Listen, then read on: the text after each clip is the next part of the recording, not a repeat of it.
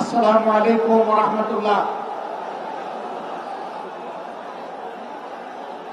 ঐতিহাসিক পল্টন মোড়ে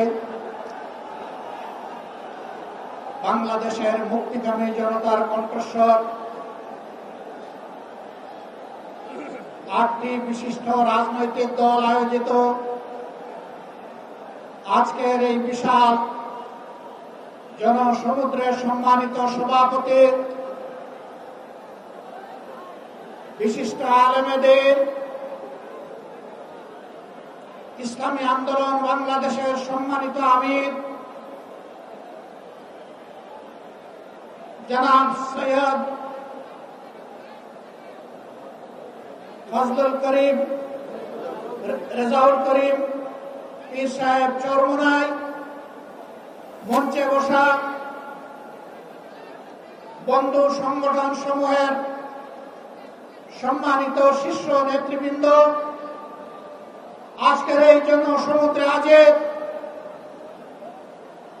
জুলাই বিপ্লবের সহযোদ্ধা সংগ্রামী সাথী এবং বন্ধুগণ, গণমাধ্যমের সম্মানিত বন্ধুগণ, আমরা মহান আল্লাহ তাআলার শুকরিয়া আদায় করছি। জুলাই বিপ্লবের মধ্য দিয়ে ফ্যাসিবাদের পতন হওয়ার কারণেই আজ পল্টন মোড়েও এই সমাবেশ অনুষ্ঠিত হতে পারছে। আলহামদুলিল্লাহ রাব্বিল আলামিন। প্রিয় দেশবাসী, আসরের নামাজের সময় আসন্ন হয়, আমি খুব সংক্ষেপে দুই একটি কথা বলেই সভাপতি সাহেবকে আমরা তার বক্তব্য প্রদান করার জন্য আহ্বান জানাবো ইনশাআল্লাহ। আমাদের দাবি খুব বেশি নয়, অস্পষ্ট নয়, দাবি কম, খুবই সুস্পষ্ট। 1 নম্বর দাবি হচ্ছে জুলাই বিপ্লবকে স্বীকৃতি দিতে হবে। যারা জুলাই বিপ্লব মানবেন না তাদের জন্য 26 সালে কোনো নির্বাচন নাই। 26-এর নির্বাচন দেখতে হলে আগে জুলাই বিপ্লবের স্বীকৃতি লাগবে। আর জুলাই বিপ্লবের স্বীকৃতি দিতে হলে জুলাই সনদের আইনি ভিত্তি দিতেই হবে। এই আইনি ভিত্তি ছাড়া কোন নির্বাচন অনুষ্ঠান হওয়ার কোন সম্ভাবনা নেই। কখন হবে এই আইনি ভিত্তির গোড়াপত্তন? এদেশের মুক্তিকামী মানুষের কথা একটাই, জাতীয় সংসদ নির্বাচনের আগে গণভোট অনুষ্ঠিত হতে হবে।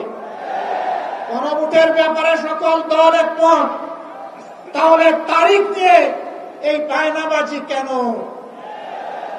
একমত হয়ে যখন স্বাক্ষর করেছি সবাই, তখন গণভোট আগে হওয়াই হচ্ছে যুক্তিযুক্ত। এর মধ্য দিয়ে আইনি ভিত্তির পটাতন তৈরি হবে ইনশাআল্লাহ, এবং এর ভিত্তিতেই আগামী জাতীয় সংসদের নির্বাচন অনুষ্ঠিত হবে। ওই নির্বাচন যখন অনুষ্ঠিত হবে তখন আর কোনো সংশয় সন্দেহ থাকবে না। আমরা চাই আগামী ফেব্রুয়ারিতে রোজার আগেই জাতীয় সংসদ নির্বাচন অনুষ্ঠিত হোক।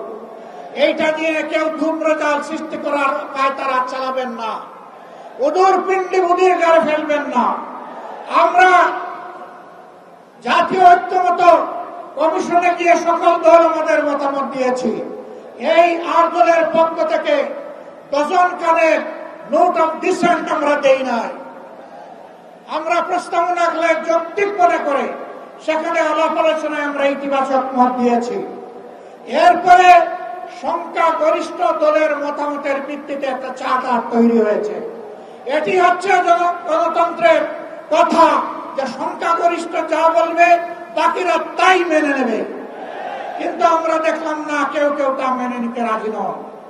জুলাই সনদেই যদি আপনি গণতন্ত্রের প্রতি শ্রদ্ধা না দেখান, জাতীয় নির্বাচনে আপনি শ্রদ্ধা দেখাবেন কিভাবে? এই জায়গায় আসতে হবে। সকল বায়না ভুলে যান, জুলাই শহীদের রক্তের প্রতি সম্মান দেখান। জুলাইয়ে যারা লড়াই করেছে বুক কাট করে, যারা পঙ্গু হত এখনো দুঃখে দুঃখে কষ্ট করছে, মেহরবানি করে তাদের বুকের ভাষা বোঝার চেষ্টা করুন। আমার ভাই আল্লামা অধ্যাপক সাহেব বলেছেন, লড়াই করে ফ্যাসিবাদ বিদায় করেছি, লড়াই করে জনগণের দাবি আদায় করব। আমি স্পষ্ট ভাষায় বলতে চাই, কোন দলের নয়, জনতার বিজয় হবে ইনশাআল্লাহ। জনতা কি চায় কান পেতে শোনার চেষ্টা করো। যদি এই ভাষা বুঝতে ব্যস্ত হন, তাহলে নিজের পরিণতির জন্য যে বুঝতে ব্যর্থ হবেন তাকে তৈরি থাকতে হবে। আমরা কথা দিচ্ছি বাংলাদেশের জনগণকে, আমাদের সহযোদ্ধারা আমাদের হাতে এনে মুক্তির প্রাথমিক পরিবেশটা উপহার দিয়েছে। আমরা জনগণের মুক্তি আদায় করেই ঘরে ফিরব ইনশাআল্লাহ। আমরা ভদ্র ভাষায় কথা বলছি, ভদ্র ভাষায় কথা বলবো, কিন্তু আমাদের দাবির ব্যাপারে আমরা হিমালয়ের মতো অনড় থাকবো। কারণ এই দাবি জনগণের দাবি, কোন দলের দাবি নয়। এই দাবি বিপ্লবের দাবি, এই দাবি ফ্যাসিবাদের দাবি নয়। অতএব ফ্যাসিবাদের দাবির কাছে বাংলাদেশের জনগণ মাথা নত করবে না। তৈরি হন, যতক্ষণ পর্যন্ত জনগণের দাবি আদায় না হবে আমাদের আন্দোলন দুর্বার গতিতে চলতে থাকবে ইনশাআল্লাহ। আজ শীর্ষ নেতৃবৃন্দ এই মিটিং এর পরে আমরা মিলিত হচ্ছি, পরবর্তী কর্মসূচি যথাশীঘ্রই আপনারা জানতে পারবেন।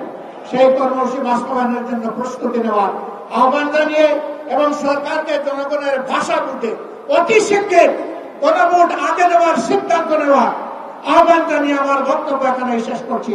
আল্লাহ হাফেজ। বাংলাদেশ জিন্দাবাদ। আর দলীয় আজকের এই সমাবেশ জনগণের দাবি আদায়ের পাঠাতন হোক। আসসালামু আলাইকুম ওয়া রাহমাতুল্লাহ।